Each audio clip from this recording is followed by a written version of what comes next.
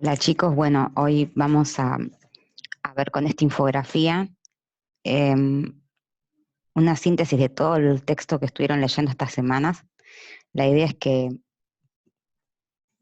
bueno, que a partir de una imagen y explicaciones que tienen que ver con la imagen, podamos sintetizar toda esta información y todo el tema que estuvimos tratando de que ustedes pudieran pensar un poco.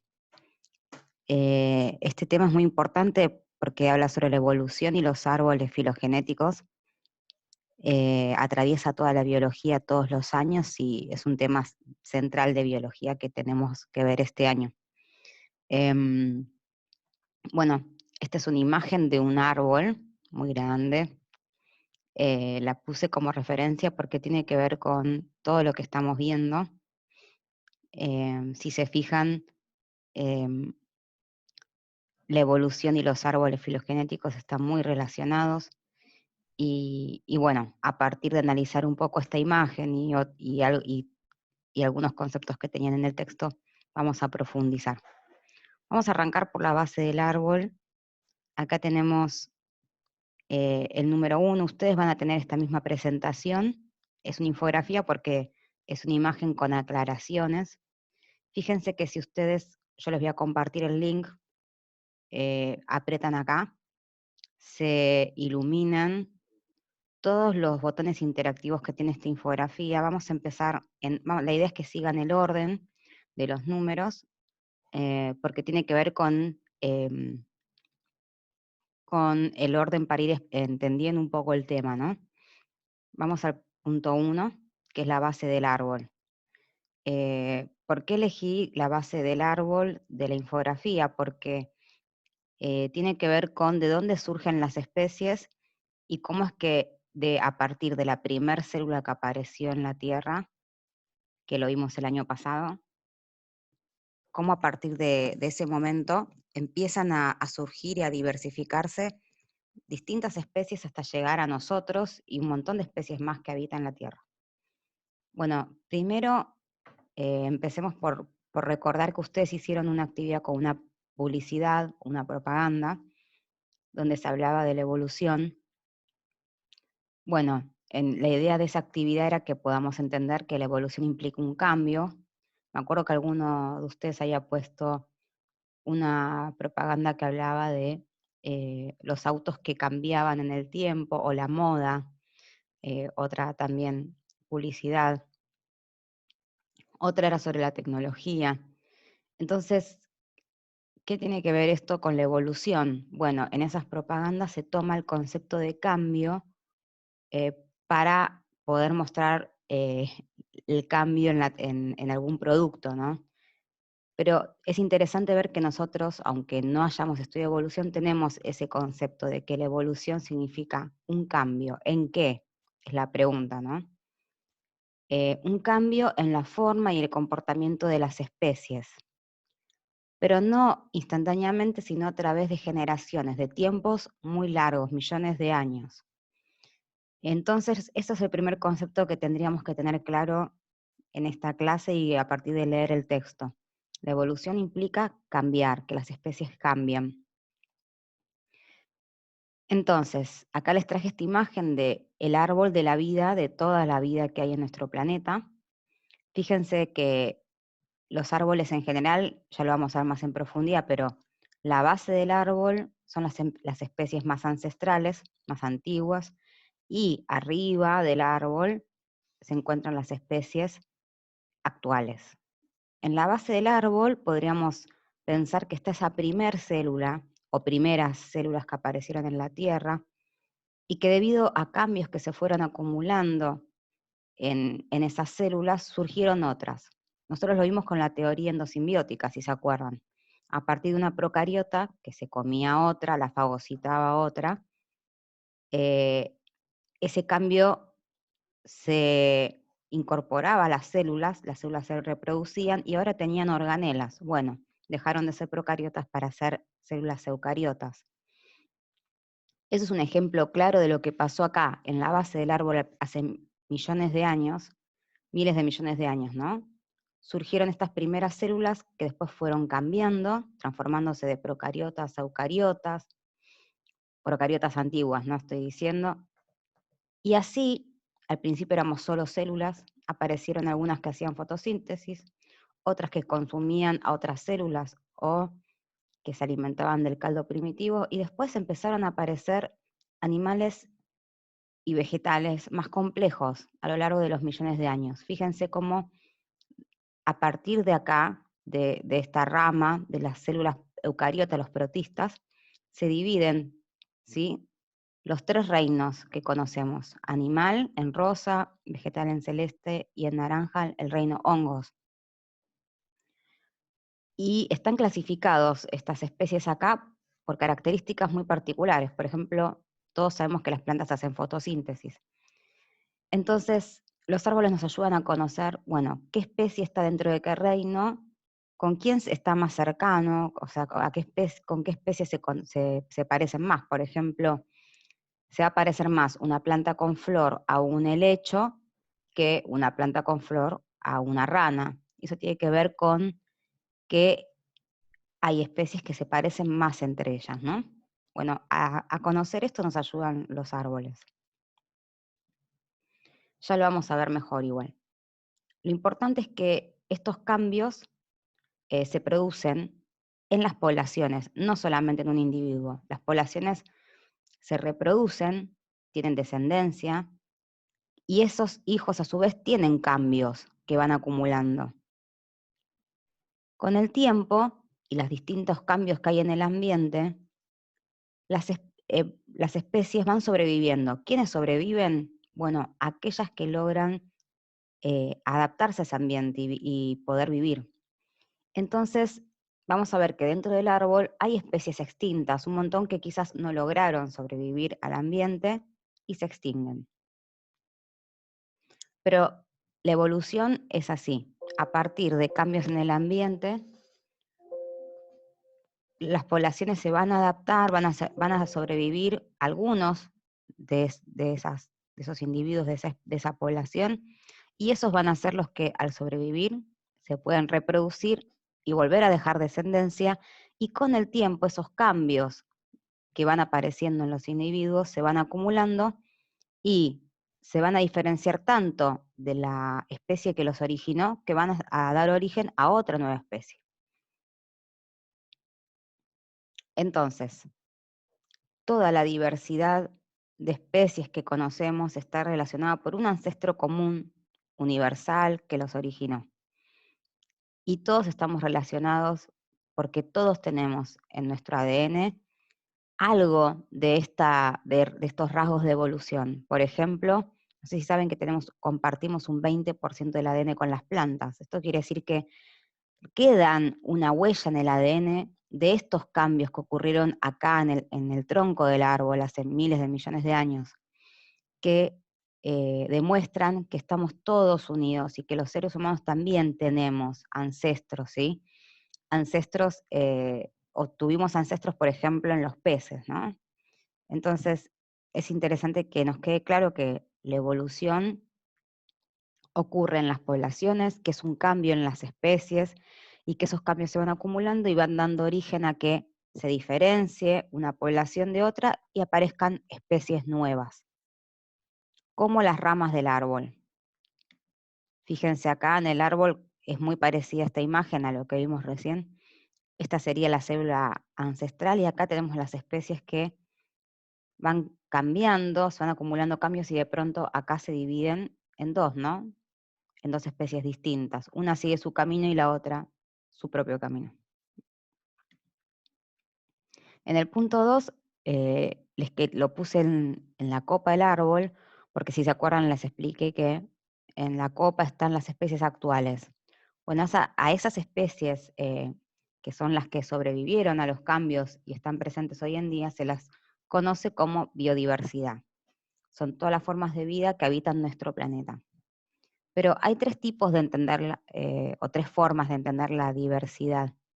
La genética es pensar que nosotros, las especies y los individuos que forman esas especies, están formados por genes. Los genes son porciones del ADN que tienen información para construir a todo ese individuo. Entonces podemos pensar que en realidad la biodiversidad que forma el planeta es un conjunto de distintos genes, eh, y esa es una forma de verlo centrándonos y haciendo foco en la información genética que tiene cada especie. Cada individuo tiene distinta información genética, eso lo vemos entre nosotros. Quizás tenemos hermanos o hermanas y vemos que, si bien somos todos seres humanos, nuestros hermanos se nos parecen, pero son distintos entre sí. Cada individuo es particular y tiene su propio código genético. Esta variabilidad que vemos entre nuestros hermanos o entre nuestra propia especie eh, es muy importante para entender la evolución, porque gracias a estas diferencias que hay en la genética, es que pueden surgir características que sean beneficiosas o no para que esa especie logre sobrevivir y no extinguirse a lo largo de la evolución, de los cambios que hay en el tiempo.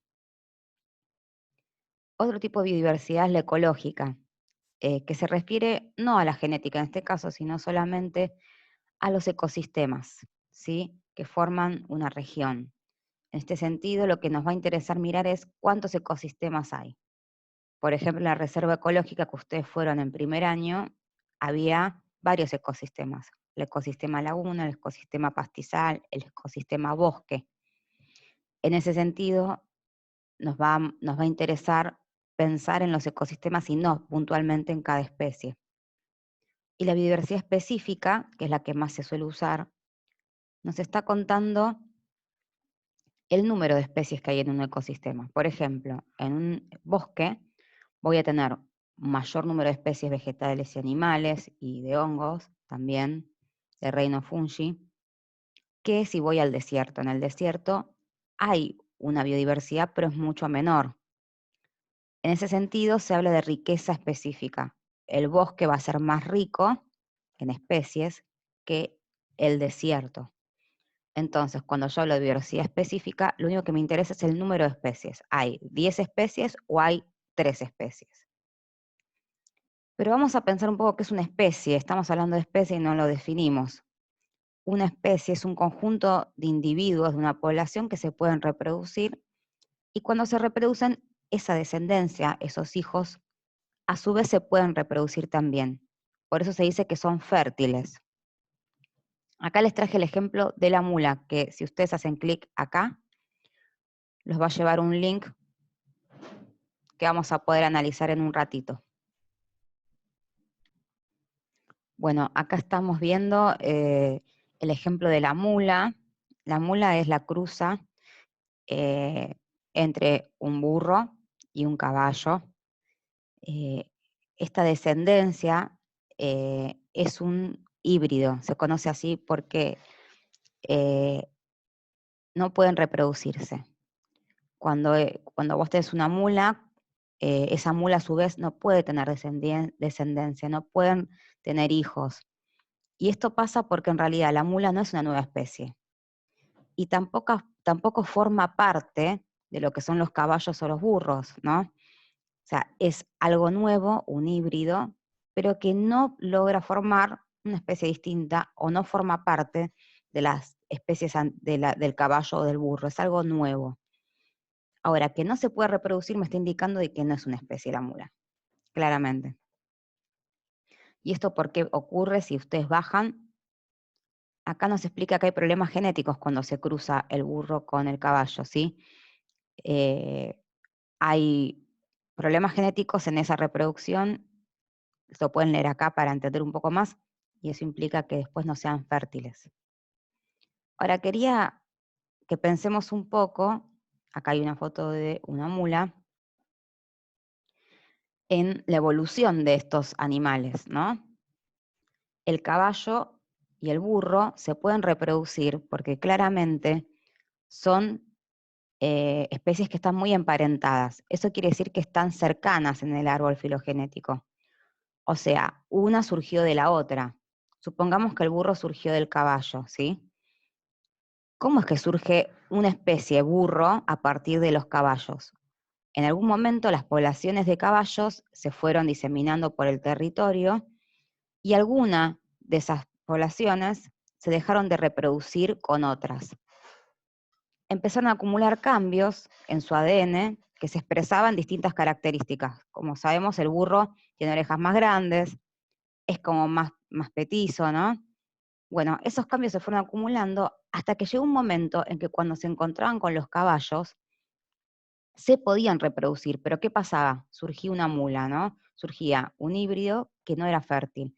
Eso nos indica que en la evolución el burro y el caballo, que si bien uno los mira pueden parecer parecidos, en realidad son especies distintas. Yo voy a considerar que dos individuos son de la misma especie si yo los reproduzco y tienen descendencia. Este caso nos indica entonces que el burro, la especie burro y la especie caballo son totalmente distintas. Sí, son dos especies totalmente distintas. De hecho, si se fijan, acá el caballo tiene un nombre científico y el burro otro. ¿Por qué? Porque justamente se sabe que son especies distintas porque cuando se reproducen, los hijos no son fértiles, como en el caso de la mula.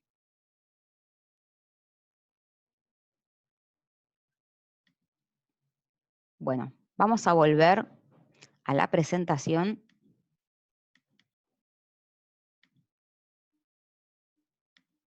Ahí está. Si volvemos a la presentación original,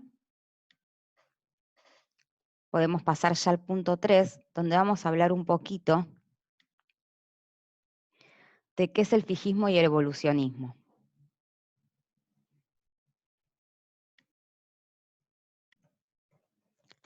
Bueno, el fijismo y el evolucionismo son dos posturas opuestas, dos ideas opuestas sobre cómo se van transformando o cómo aparecieron las especies en nuestro planeta.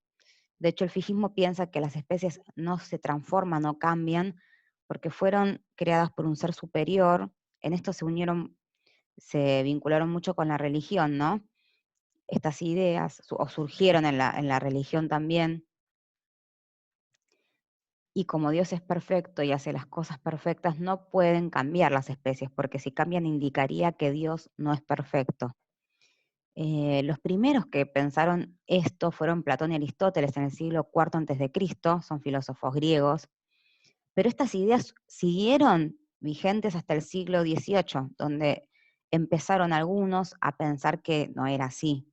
¿Por qué? Porque encontraron fósiles, ya vamos a hablar de eso.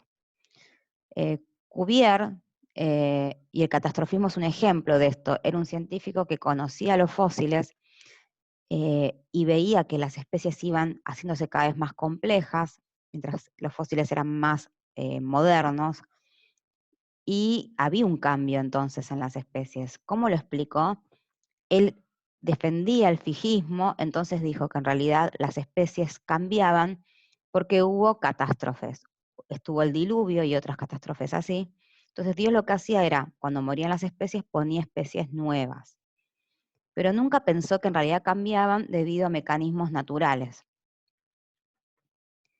El evolucionismo entonces surgió a partir del siglo XVIII aproximadamente, aunque había otros filósofos del siglo IV, como Empédocles, que sí también pensaba esto, ¿no? Que podía haber una transformación de las especies de unas en otras. Pero no se le creyó mucho a Empédocles, se le creyó más a Aristóteles muchos siglos. Recién en el siglo XVII y XVIII surgió la paleontología, que es el estudio de los fósiles, y ahí se vio, por ejemplo, este fósil. Este fósil, si bien se descubrió hace bastante, o sea, un tiempo reciente, no tanto, pero más o menos, es el Archaeopteryx, que es un fósil que es el ancestro intermedio entre, a ver, ¿qué les parece si lo miran? Si lo miramos, ¿a qué se puede parecer? Tiene pico, tiene alas, bueno, se parece a un ave, pero tiene rasgos de dinosaurio también, tiene escamas de reptil, como los dinosaurios, tiene garras. Entonces encontraron este fósil y se dieron cuenta de que claramente el Archaeopteryx es el intermedio, el fósil, el ancestro común que dio origen a partir de los dinosaurios a las aves actuales que conocemos. Todos estos datos que se veían en los fósiles nos llevaron a pensar que en realidad las especies cambiaban, no como decía el fijismo. Lamarck fue uno de los que propuso que las especies evolucionaban, ¿sí?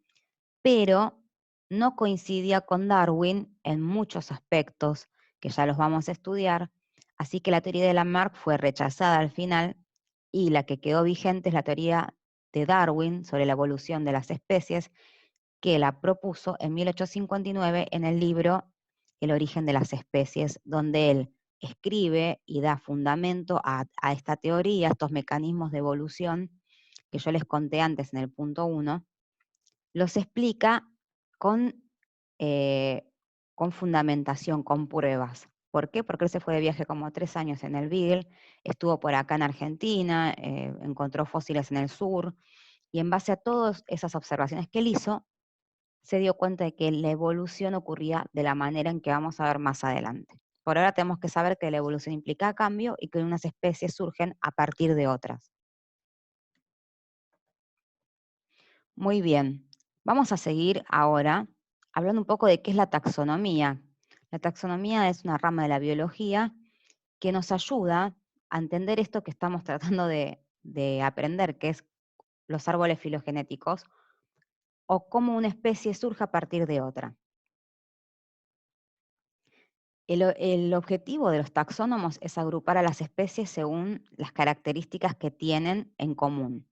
Por ejemplo, las aves están en un taxón, ya vamos a ver que se llama así, en un grupo. ¿Por qué? Porque todas presentan plumas en su piel. Tegumento significa piel. Los mamíferos están en el grupo de los mamíferos porque justamente alimentan a sus crías mediante mamas, mediante leche que ellos producen. Entonces, ¿quién se encargó de hacer esta clasificación? ¿A quién se le ocurrió?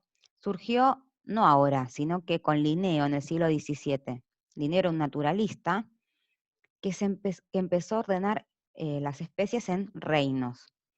Dijo que estaba el reino mineral, el reino animal, el reino planta y el reino hongos. Y de hecho, esta clasificación la seguimos usando hasta ahora. Cada grupo, son distintos los grupos, pero cada uno se va a llamar taxón.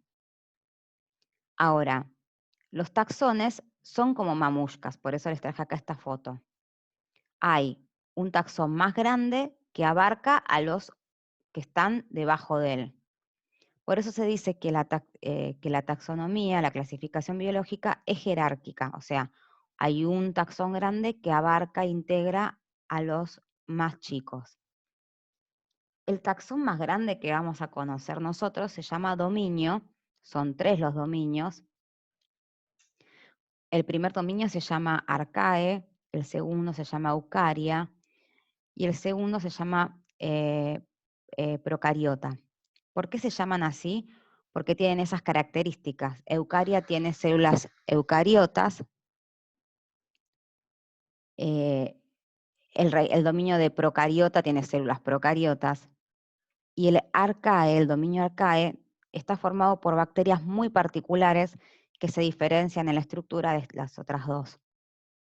Son procariotas muy antiguas, el dominio Arcae. Después de esos dominios vienen otros taxones más chicos, que se llaman reinos, que son los que les conté antes. Después vienen otros y otros y otros. Para ver ese ejemplo, vamos a verlo de vuelta con la mula. Si aprietan ahí donde dice taxonomía de la mula, vamos a volver y vamos a encontrar acá mismo, en este costado, como ven, debajo de la foto de la mula, su taxonomía. No empieza con el dominio en el que está, que es eucaria, en realidad porque tiene células eucariotas, es un animal, pero sigue con el segundo taxón, que es el reino. En el dibujo anterior, en la foto de la mamushka, sería el más grande, ¿no? Dentro del reino está el filo, dentro del filo el subfilo, dentro del subfilo está la clase, después viene el orden, la familia, el género, y la mamushka más pequeña es la especie. En este caso, a la especie siempre se la va a escribir en latín. ¿Por qué en latín? Porque es un lenguaje antiguo que se maneja en todo el mundo. Imagínense que si un japonés, descubre una especie, le pone el nombre en japonés, nadie entendería nada. Entonces se usan dos nombres, el nombre del género, que es Equus, para la mula, y Africanus para terminar de colocar el nombre específico, se llama así, específico a esa especie.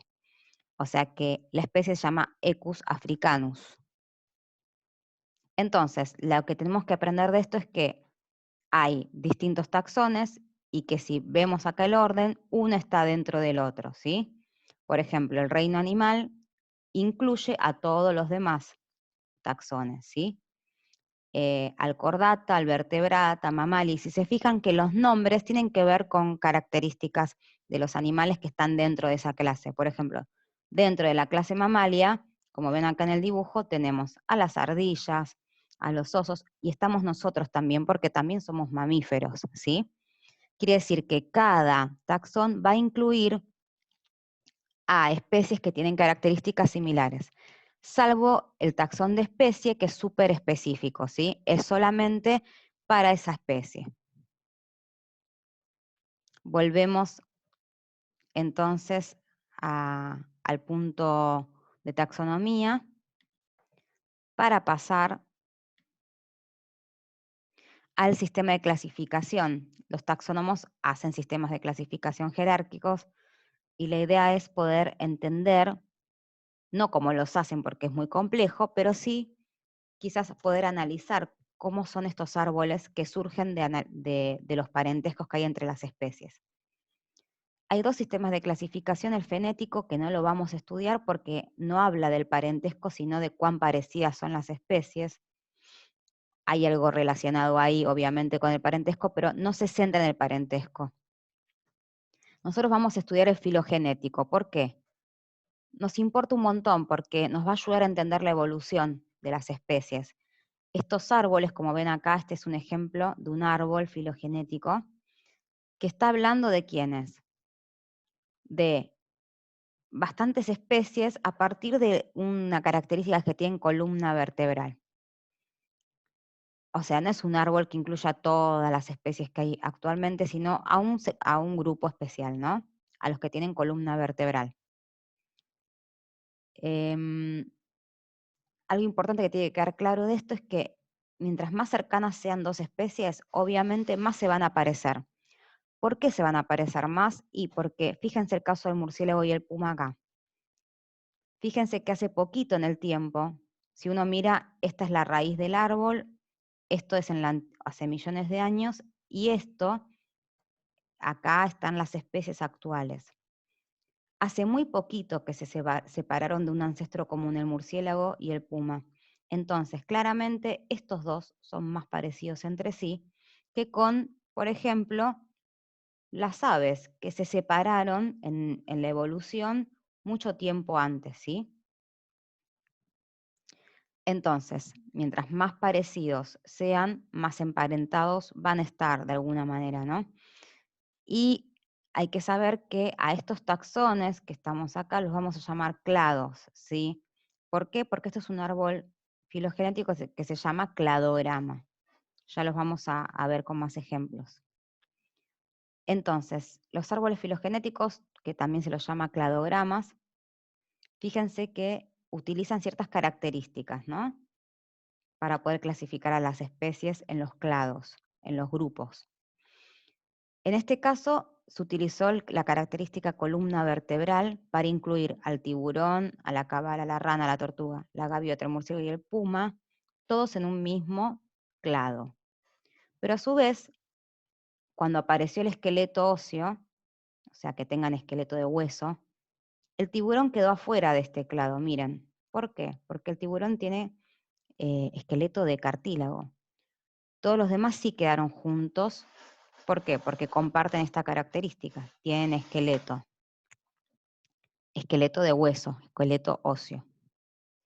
En el tiempo de la evolución, después surgió otra característica más adelante, que es tener 4 extremidades. Patas, 4 patas. Fíjense que la cabala, que es un pez, quedó afuera de esta clasificación. Pero tiene un ancestro común, la cabala, que es un pez, con todas estas otras especies. ¿sí? No es que están separadas, tienen un ancestro común. De esta característica, que son las 4 extremidades, surgen a partir de un ancestro las ranas, pero después, cuando aparece esta otra característica, el corazón con 4 cavidades, se dividen en los que tienen plumas, las aves, la tortuga, que sigue el mismo camino, fíjense que no acumuló ningún cambio nuevo, y cuando aparecen los pelos y las mamas, ahí sí, aparecen los mamíferos, entonces se dividen a su vez de este ancestro común también los murciélagos y los pumas, pero estos dos ya forman parte, porque comparten esta característica de los mamíferos. Esto que yo hice recién, que es explicarle el cladograma, es lo que hicieron los científicos, analizar las características para ir colocándolos juntos en los grupos. Estas características, por ejemplo, la presencia de pelos y mamas, se llaman caracteres morfológicos, porque tienen que ver con la forma y con el funcionamiento de esos seres vivos. Pero hay también caracteres que son reproductivos o de comportamiento. Reproductivos puede ser, por ejemplo, ponen huevos o tienen reproducción interna, ¿sí? Como nosotros los seres humanos. Y hay otros caracteres actuales que se usan mucho, que son los moleculares, que es analizar el ADN de estas especies y poder evaluar las que se parecen más entre sí, se las coloca dentro de un mismo taxón, de un mismo clado. Por ejemplo, si yo analizo el ADN del murciélago y del puma, se van a parecer mucho más entre sí que con el de la paloma, y mucho menos todavía con quién, con el tiburón, porque son con los que están más separados en la evolución. Es parecido esto al análisis que se hace cuando uno quiere saber si el hijo es un hijo es de ese padre, ¿no? Si es verdad que es hijo de ese padre. Bueno, ¿cómo se hace? Se analiza el ADN y se lo cruza. Se analiza esa información genética y si es semejante, si es similar, se va a tratar de un descendiente de esa persona. Acá va a pasar lo mismo, se analiza el ADN y eso nos permite poner a los que tienen el ADN más similar en un taxón juntos, porque si comparten ADN, comparten también características comunes.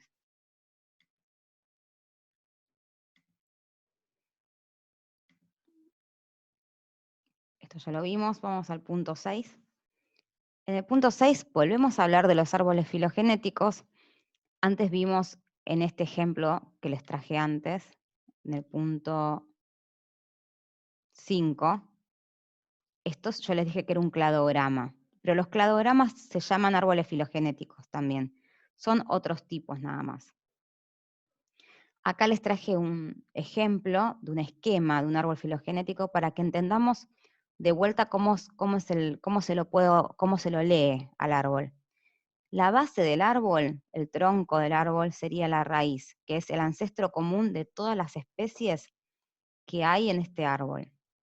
El tiempo va a ser acá el más antiguo y arriba los más modernos, o sea que todos los puntitos rosas acá representan las taxas terminales, o sea, las especies o taxones que son terminales.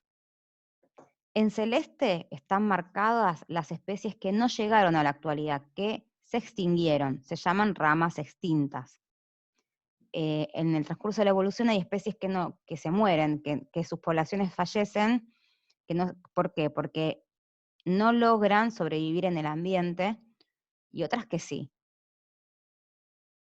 Esto marcado como una estrella se llama nodo. El nodo es un ancestro común, como vimos el caso del Archaeopteryx, un ancestro común con características intermedias que va a dar origen a una especie acá y a otra especie acá. ¿Sí? Y en verde están señaladas lo que se llama rama monofilética. ¿Por qué se llama así? Porque a partir de un solo ancestro surgieron muchas especies más distintas. Bien, esta línea que está acá marcada con un cuadrado, podría ser cualquiera de las líneas que están acá, representa la evolución, los cambios acumulados en el tiempo que fueron generando que se origine después una nueva especie. Ahora, ¿qué diferencia tiene este esquema de un árbol con este de acá abajo, que se llama cladograma? Ninguna. La única diferencia es que, como si ustedes pueden ver, parecería que está invertido, el árbol está acostado, pero esta sigue siendo la raíz, como ven acá. Esta sigue siendo la raíz del árbol, o sea, el ancestro de todas las especies que están acá, A, B, C, D, E. Y acá a la derecha se encuentran los taxones terminales, o sea, las especies actuales. Ancestros, especies actuales. Cada nodo es donde hay un ancestro común que da origen a distintas especies o taxones, ¿sí? Fíjense que acá de este ancestro común surge la especie E, pero acá surge otro ancestro común que da origen a dos especies a su vez, a la A y la B y la C y la D. ¿Cuáles son los taxones más emparentados? Si miramos este ejemplo, que es el mismo de acá con alguna otra explicación, claramente el A y el B están mucho más emparentados entre sí porque son más cercanos en la evolución que el C y el D. Si yo les preguntara, ¿el B está más emparentado con el taxón A o con el D? Claramente está más emparentado con el A. ¿Por qué? Porque surgieron de un ancestro común acá, en este nodo. Si bien se relacionan por este ancestro común de acá que estoy marcando con la flecha, con el cursor, en el tiempo, en la evolución, son más cercanos. Podría ser el caso del caballo y del burro. Están mucho más emparentados que con otro mamífero. Muy bien, bueno, por último, el grupo E, que es el que se separó en la evolución y quedó solo, se llama outgroup, o sea, es un grupo que no está vinculado con los otros, ¿sí? Y son especies que se mantienen iguales durante millones de años, ¿sí? Que no cambiaron, surgieron de un ancestro hace muchos millones de años y quedaron iguales. Un ejemplo de eso es el tiburón. Los tiburones son especies que no cambiaron hace millones de años. Otro ejemplo son los cocodrilos, son lo que se llaman fósiles vivientes, ¿sí? No son especies modernas, o sea, vienen sin o sea, sin cambios muy, muy notorios hace millones de años y permanecen igual. Ejemplos son el tiburón, el esturión, los cocodrilos, etc.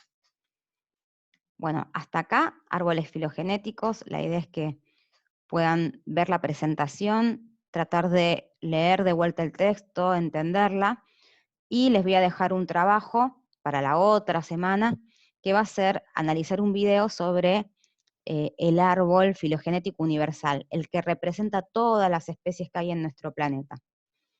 Y responder una pequeña preguntita en base a ese video que es muy corto.